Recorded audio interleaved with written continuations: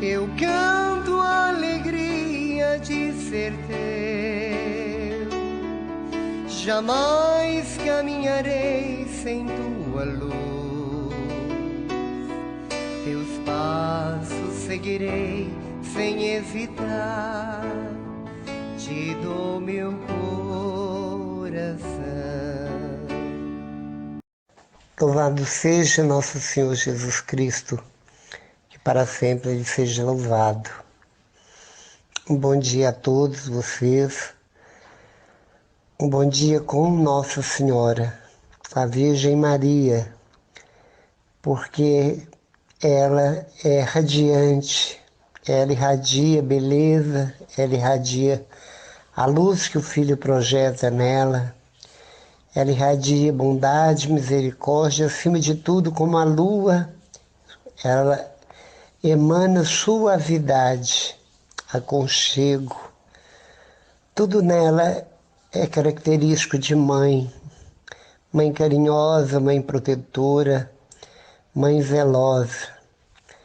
Então que Nossa Senhora, pela permissão de Jesus, de Deus, que tanto a ama também, por isso deu a ela um lugar de destaque no altar, junto ao altar trinitário de Deus,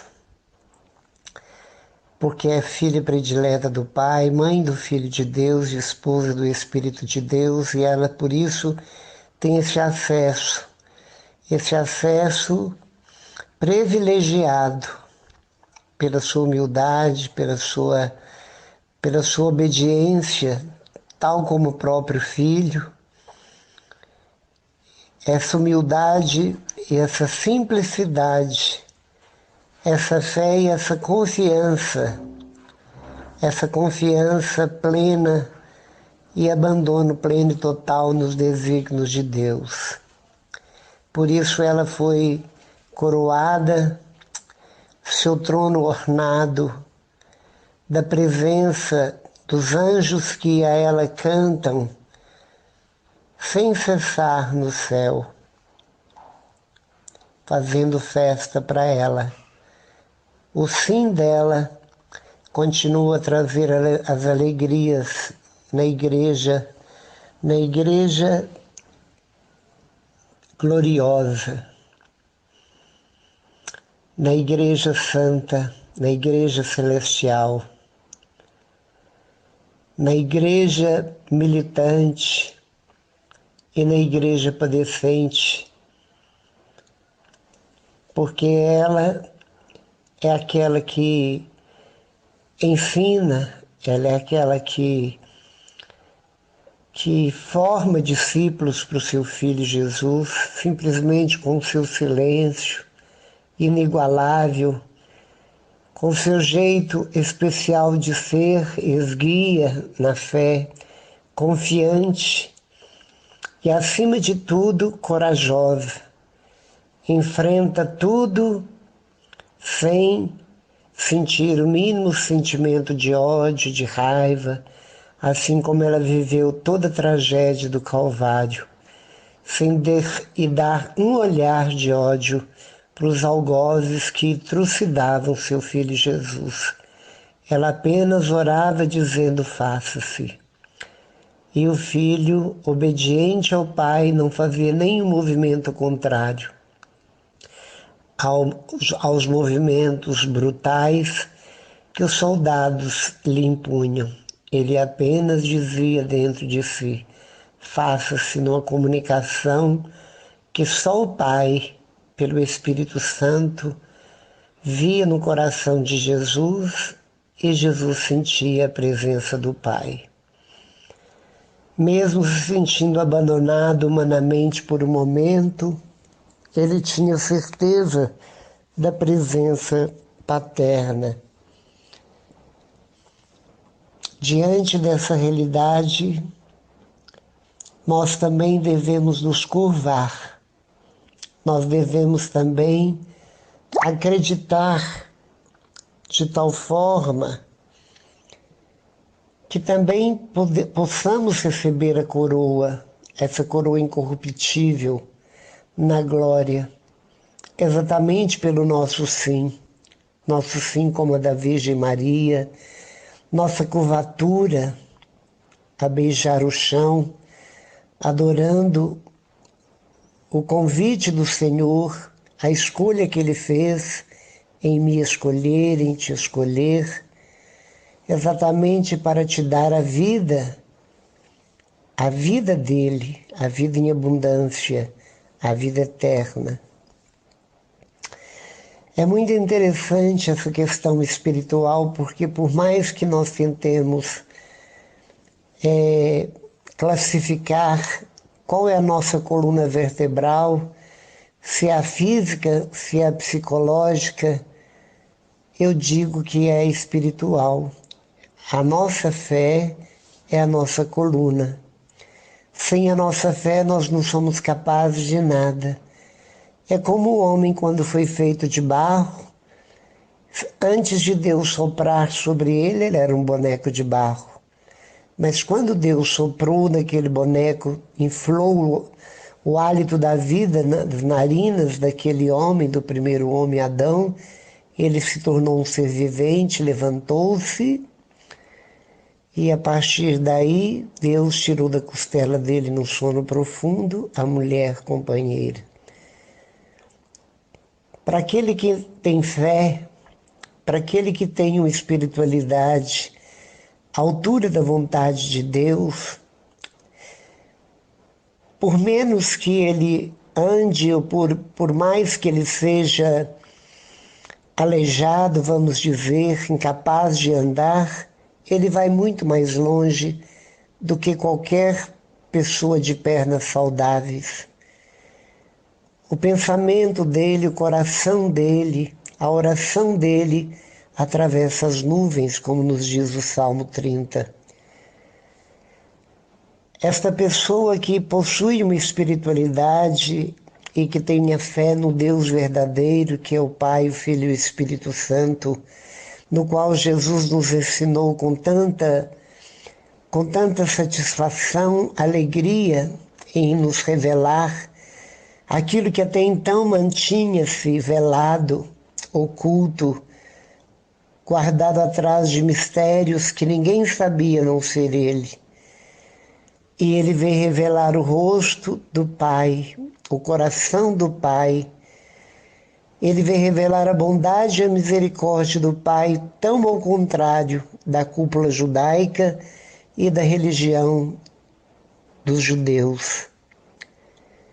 E foi por isso, exatamente por falar essa verdade, revelar algo tão extraordinário, é que mataram-no sem dó e piedade. Porque pela dureza do coração de todos eles, de todo aquele povo, que tinha Moisés como grande patriarca, Abraão e outros, eles tinham como as pedras da tábua da lei, as pedras da lei dos 10 mandamentos, eles tinham um coração tão duro quanto aquelas pedras. Mandamento, mandamento, legalismo, legalismo, e ali o amor não cabia, nunca coube.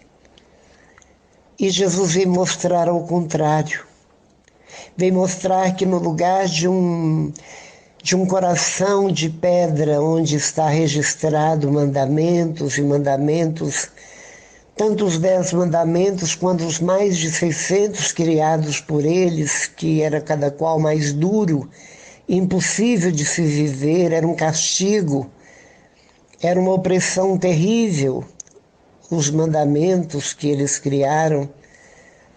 Jesus veio mostrar que Ele é o descanso das ovelhas, dos cansados, dos aflitos. Ele veio mostrar que Ele é manso e humilde, que o jugo dele é suave e que o peso dele é leve. Ele veio dizer que não julga ninguém, que Ele não veio para condenar o mundo, mas que Ele veio para salvar. Ele veio nos dizer que o nome de Deus é Pai, com P maiúsculo. Ele veio contar a parábola que é o coração da Bíblia, que é o capítulo 15 de Lucas, a parábola do filho pródigo. E nas 3 parábolas que ele conta neste capítulo, ele vem falar da grandeza de Deus, da grandeza do amor de Deus por nós. E diante da inauguração da sua igreja, onde a Arca da Aliança é colocada, que é ele mesmo dentro do sacrário, onde ali encerra-se os sacramentos que são sinais de salvação, instituído por ele mesmo, onde naquela igreja não é um lugar de comércio, mas um lugar de oração, é a casa do Pai, é a casa de Deus, é a casa da triagem que nos leva para o céu, é o alpendre do Éden, do paraíso. E quando ele inaugura essa igreja, ela passou por momentos muito difíceis. As pessoas viviam culturas diferentes, mescladas de paganismo e de religiões estranhas, seitas estranhas, falsas religiões e coisas mitológicas, superstições e tantas coisas que no Antigo Testamento Deus abominava e falou tão claro e tantas vezes para eles. O tempo passa. A igreja persiste e insiste, vivendo as dificuldades da infância dela, da adolescência dela. E hoje eu não digo que ela encontrou a maturidade, mas ela encontrou, depois do Concílio Vaticano II, os olhos da igreja se abriram, se regalaram bem mais.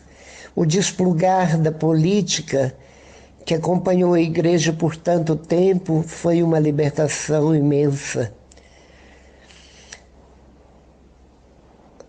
As mudanças que houve, onde o leigo tem um lugar de destaque na igreja, onde a consciência das pessoas se abriram muito além, onde a Bíblia, que era até então vedada a leigos, espalharam-se pelo mundo todo.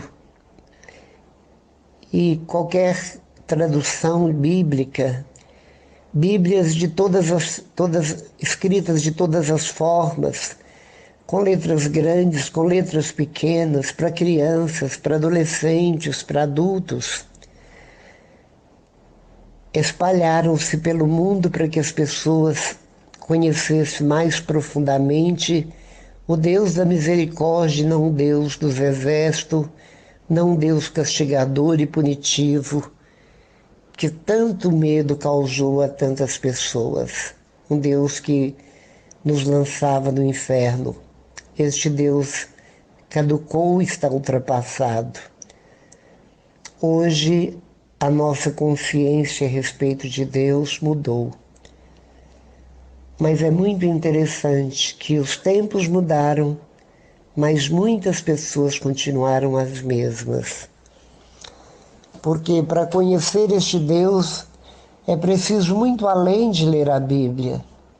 É preciso muito além de aprender com os livros as experiências dos outros. Hoje, tão diferente de algumas décadas atrás, nas bibliotecas, nas livrarias estão plugados de livros que falam de todos os gêneros e natureza de pessoas, falam muito a respeito de Deus, falam cada pessoa da sua experiência de Deus, da sua forma de ver Deus, e assim há um pluralismo de leituras que falam de Deus da forma que cada um experimentou ou vê, de acordo com o que ouviu, de acordo com o que aprendeu. Alguns falam muito bem de Deus, mas não falam com Deus. Outros falam com Deus, mas não têm dificuldades de pregar, porque às vezes não tem o dom de uma oratória e não consegue transmitir como as pessoas exigem. Mas ela transmite com testemunho, com a fé, com o jeito de ser e de viver.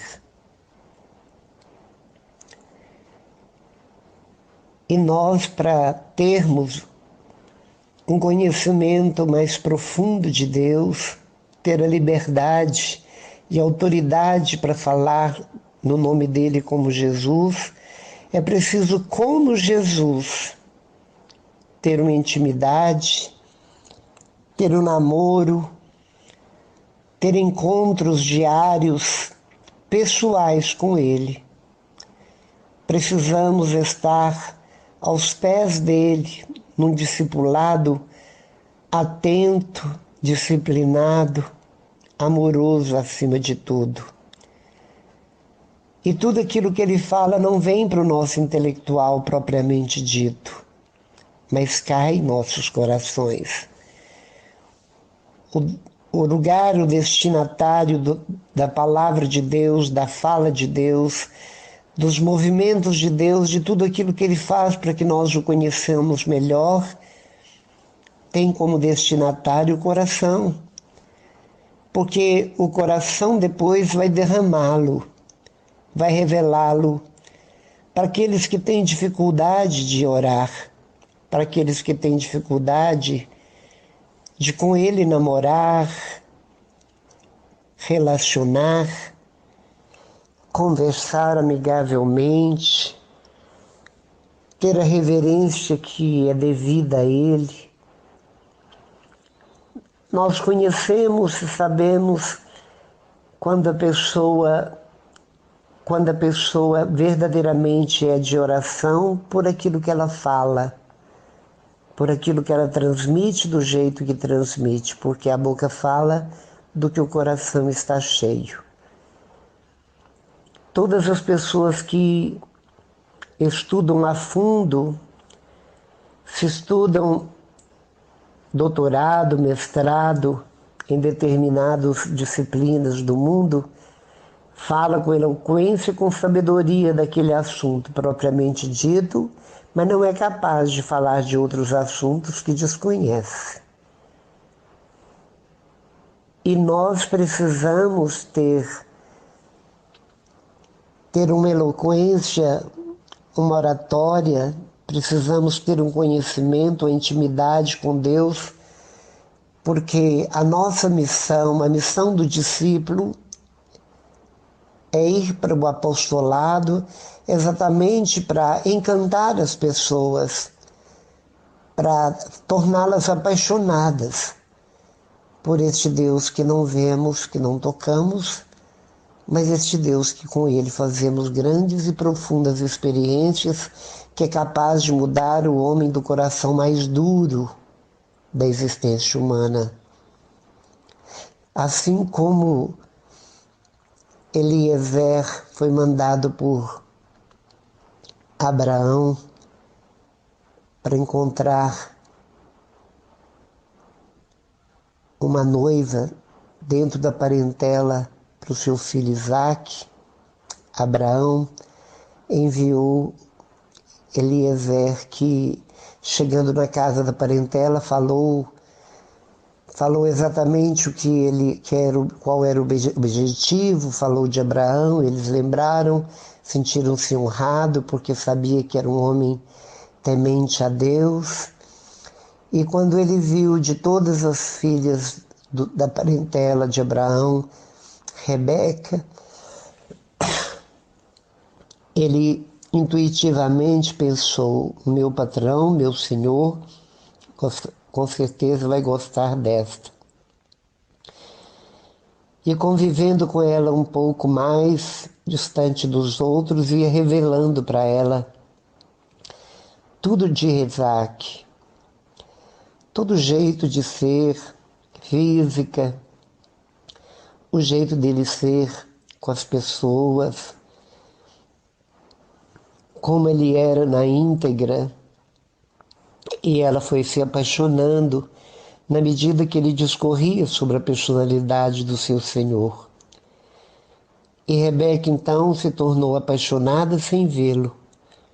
Preparou o dia de ir para o enlace, para o noivado, o casamento. E quando ela vai chegando no acampamento de Abraão, ela viu no meio dos camponeses ali, da família, daquela clã, ela viu alguém e disse, é ele. O coração dela faltou saltar pela boca. Eliezer tinha descrito tão bem a figura, a pessoa, com tanta fidelidade, com tanta precisão cirúrgica do seu Senhor, que ela o conheceu sem que ele apontasse para ele. E ele a viu, e ambos se olharam e se apaixonaram, casaram, e ele a introduziu na tenda de sua mãe, Sarai. E é isso. Nós temos que conhecer tão bem nosso Deus que nós precisamos encantar as crianças, catequizando-as, no sentido de desenhando o perfil de Deus, os jovens, os adultos principalmente, que pouco transmite para os seus filhos, por isso hoje a moda é dizer que não crê em Deus, que não acredita em Deus, que é ateu. Hoje a carne é que é idolatrada, adorada. Hoje é o prazer. Hoje a busca da felicidade está exatamente no que se vê, na aparência, enquanto Deus vai sendo relegado a cada vez mais distanciar dos povos, dos filhos que somos nós e que tanto precisamos dele. Sem ele as luzes se apagarão. Sem Deus as trevas tomará conta do universo, como diz no capítulo 1 de Gênesis. Tudo se tornará caos. Tudo se transformará num caos terrível.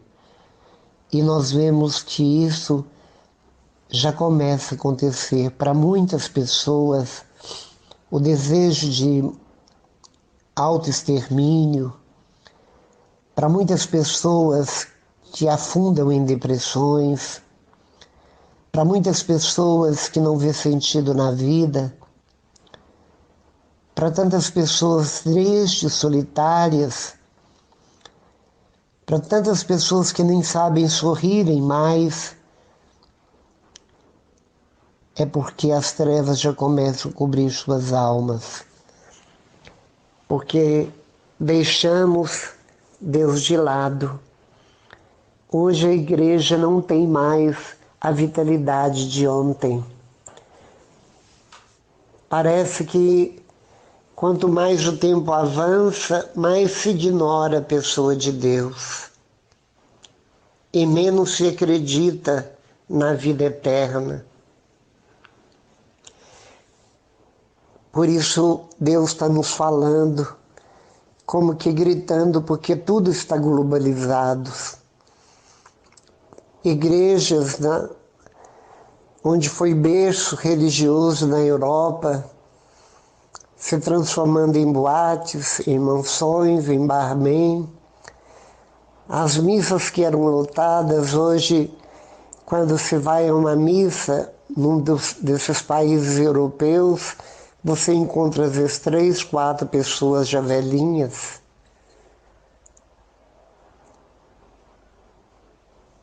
É tão triste ver isso, ouvir isso e perceber isso. Porque a vida sem Deus simplesmente é uma escuridão onde nada vemos, É uma escuridão e, além da escuridão, um sufocamento total, porque Deus é o oxigênio da vida, é o ar que respiramos. Deus é a alegria das cores que nos mostra a beleza da criatura, da criação. E sem Deus tudo se transforma em morte, as pessoas anseiam pela morte, ou têm um medo terrível da morte porque não acreditam na salvação eterna e na vida eterna. Por isso, meu irmão, volte para a casa paterna como filho pródigo. Saiamos do chiqueiro em que nós estamos posicionados.